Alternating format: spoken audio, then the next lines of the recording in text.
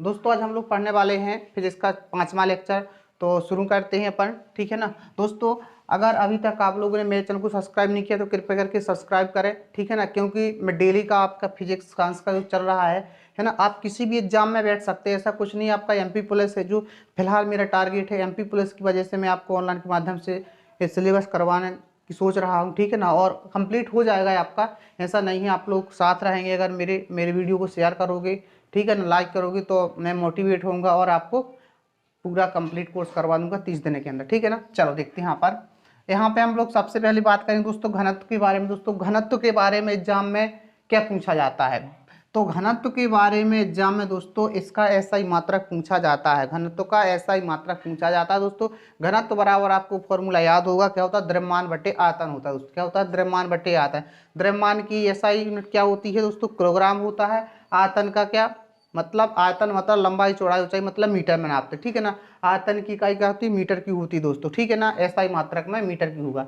तो यहाँ पे हम कह सकते हैं द्रव्यमान का दोस्तों हो जाएगा किलोग्राम और आयतन का हो जाएगा मीटर क्यूब, ठीक है ना। तो कह सकते क्या होती है घनत्व का एसआई मात्रा, किलोग्राम प्रति मीटर क्यूब, प्रति मीटर क्यूब, ठीक है ना। किलोग्राम प्रति मीटर क्यूब, प्रति दोस्तों क्यों बोला, क्योंकि यहाँ पे माइनस की घात है, ठीक है ना। या हम सीधा कह सकते हैं किलोग्राम मीटर माइनस क्यूब, ठीक है ना। चलो यहाँ पे इसके बाद देखते हैं दोस्तों अपेक्षित घनत्व। जी तो घनत्व हो गया दोस्तों, घनत्व की यूनिट बस याद रखना है आपको, सूत्र थोड़ा याद रखना है। इसके बाद बात करते हैं अपेक्षित घनत्व के बारे में। तो अपेक्षित घनत्व क्या होता है दोस्तों, जिस वस्तु का आपको घनत्व निकालना होता है वो किसके सापेक्ष निकालते हैं आप। जब किसी भी पदार्थ का वस्तु का घनत्व निकालना होता है दोस्तों, तो उसके लिए हम क्या करते हैं, पानी है ना, पानी के सापेक्ष घनत्व निकालते हैं। और जो पानी का तापमान कितना होना चाहिए दोस्तों, 4 डिग्री सेल्सियस पर पानी का घनत्व, और जिस वस्तु का घनत्व देखना उसके पानी के सापेक्ष उसका घनत्व नापते हैं अपन, ठीक है ना, या बताते हैं। तो अपेक्षित घनत्व क्या कहलाता है, जो पानी के सापेक्ष मेजर किया जाता है ना। पानी का तापमान 4 डिग्री सेल्सियस होना चाहिए, तो इस तापमान पर पानी के घनत्व के साथ क्या करते हैं, किसी वस्तु का घनत्व बताते, उसे हम अपेक्षित घनत्व कहते हैं, ठीक है ना। क्या कहते हैं, अपेक्षित घनत्व कहते हैं, ठीक है ना। चलो इसके बाद क्या होता है दोस्तों, अपेक्षित घनत्व का कोई मात्रक नहीं होता है, क्योंकि दोस्तों जैविक घनत्व है ना और जैविक घनत्व तो कैंसिल हो जाता है, वहां पर अपेक्षित घनत्व का कोई मात्रक नहीं होता, ठीक है। इसके बाद बात करते हैं दोस्तों, सबसे इंपॉर्टेंट बात है दोस्तों, एग्जाम पूछा जाता है कि जो अपेक्षित घनत्व होता है इसको दोस्तों किससे नापा जाता है। तो इसको मापा कैसे जाता है दोस्तों, याद रखना, हाइड्रोमीटर। अपेक्षित घनत्व को दोस्तों हाइड्रोमीटर से मापा जाता है। घनत्व मतलब डेंसिटी है ना, तो स्पेसिक डेंसिटी बोलते हैं इसको अपन इंग्लिश में, स्पेसिक डेंसिटी, ठीक है ना। तो अपेक्षित घनत्व को दोस्तों हाइड्रोमीटर से नापा जाता है, इस चीज को आपको याद रखना, ठीक है ना। इसके बाद दोस्तों इसके बाद आप लोग देखिएगा दोस्तों, समान जल की अपेक्षा समुद्री जल का घनत्व अधिक होता है, इसलिए समुद्र में तैरना आसान होता है।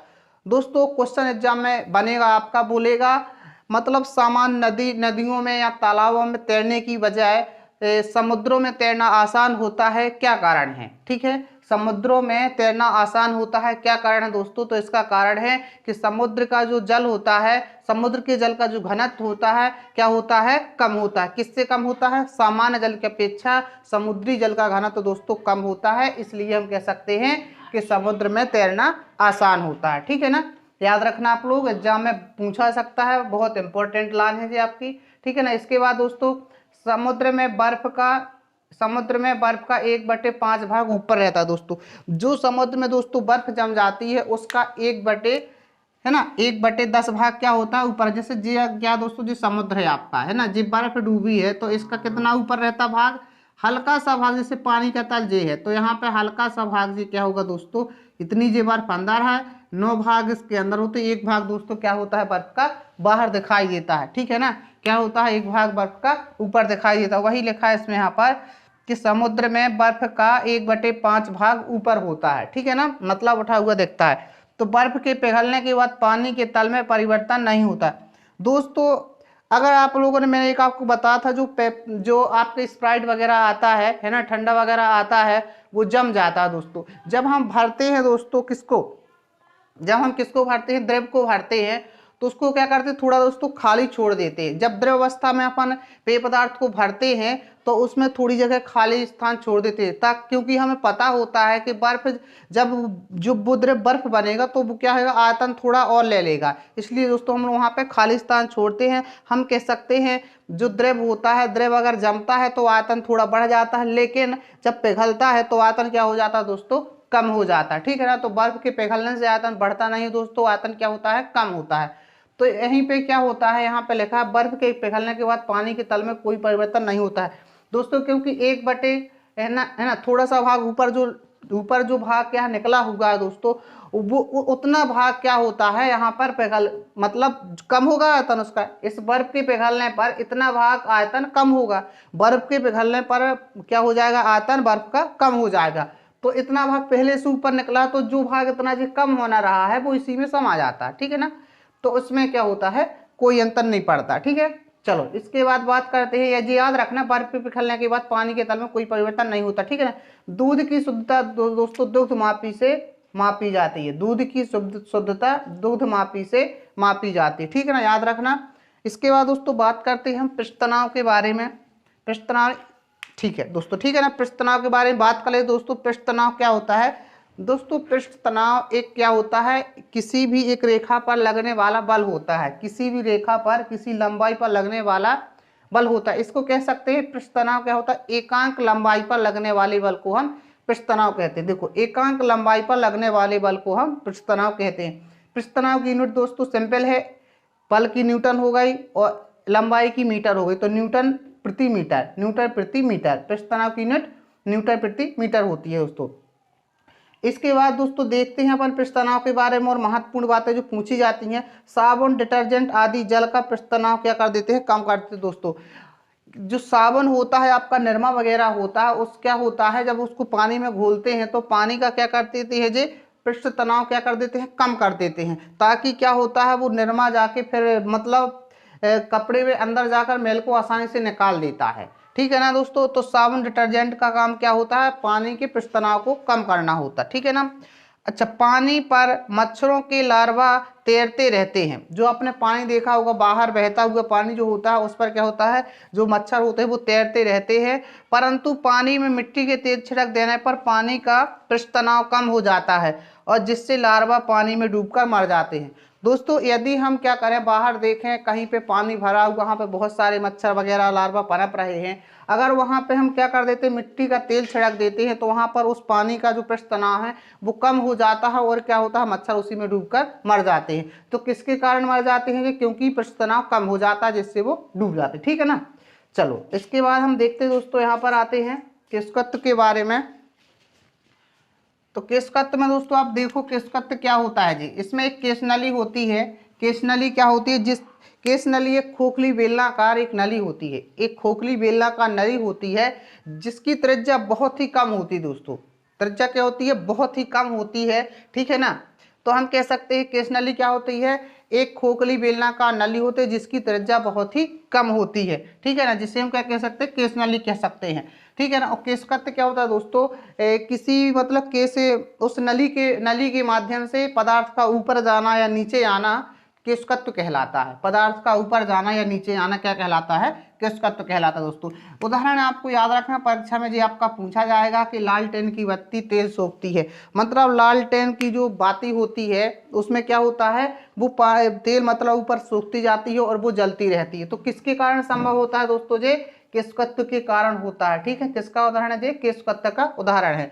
और पेड़ की अन्य शाखाओं में पत्तियों में जल, हम दोस्तों पेड़ की पत्तियों तक जल कैसे पहुंचता है, आपसे क्वेश्चन जी कई बार पूछा गया है कि पेड़ की पत्तियों की अन्य शाखाओं पर या पत्तियों में जल कैसे पहुंचता है जड़ों के द्वारा, तो वो किसके कारण होता है, केशकत्व के कारण होता है। दोस्तों एक और बात याद रखना है आपको, हम लोग क्या करते हैं, बरसात के बाद खेत को मतलब जोत देते हैं, जो ठीक है जोत कर छोड़ देते हैं, उसका रीजन ये होता है दोस्तों कि उसमें जो खेत के नीचे पानी है, मिट्टी में नमी है, उस नमी को बनाए रखना, ताकि क्या करते, जोत के उसका पृष्ठ तनाव क्या कर देते हैं, हम कम कर, जोतने के बाद उसकी जो केशकत्व की क्रिया होती है उसमें नली, छोटी छोटी नली बन जाती है, उसको हम तोड़ देते हैं ताकि वहाँ जो जमीन के अंदर पानी है, मिट्टी में जो पानी है वो बाहर ना आए। ठीक है, नहीं तो अगर नहीं जोतेंगे तो जमीन क्या हो, जल्दी बहुत टाइट हो जाएगी, केशकत्व के कारण पानी उसका ऊपर आने लगता है। ठीक है ना। चलो इसके बाद बात करें तो दोस्तों शयन बल के बारे में। शयन बल क्या होता है ना।